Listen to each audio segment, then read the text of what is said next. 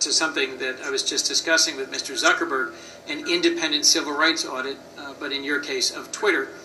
The audit released by Facebook in July has proven invaluable to bringing sunlight to some key areas in which Facebook does need to improve. Will you follow through on your commitment and commission to this independent audit of Twitter? So we work with civil rights groups all over the country and around the world to get feedback. We're in constant conversation with them. And we do believe that being more transparent and making our transparency report a lot more robust, which today we still have some gaps, is important for any entity to audit independently of us. We believe that's important because an audit like that could take away from the work that we need to do. We'd rather provide the information in a raw format so that people can do that work.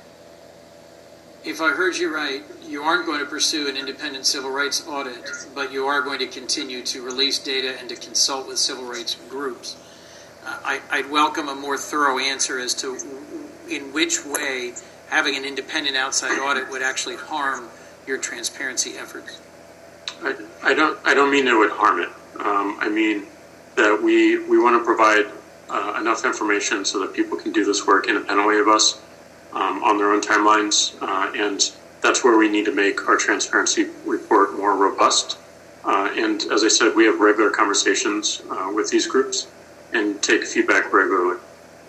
You do, Mr. Dorsey, have policies against deep fakes or manipulated media, against COVID-19 misinformation, against things that violate civic integrity, but you don't have a standalone climate change misinformation policy. Why not? Well, misleading information, as you are aware, is a large problem. It's hard to define it completely and cohesively. We wanted to scope our approach to start to focus on the highest severity of harm. We focused on 3 areas: manipulated media, which you mentioned, civic integrity around the election specifically, and public health specifically around COVID.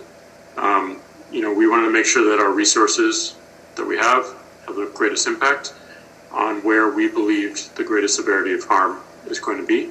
Our policies are living documents.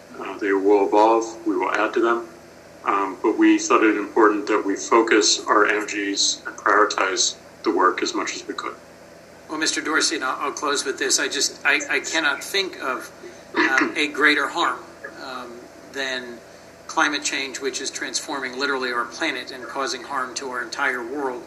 I think we're experiencing significant harm as we speak. I recognize the pandemic and misinformation about COVID-19, manipulated media also cause harm, but I'd urge you to reconsider that, because helping to disseminate climate denialism, in my view, further facilitates and accelerates one of the greatest existential threats to our world. So, and thank you to both of our witnesses. Thank you, Mr. Chairman. Senator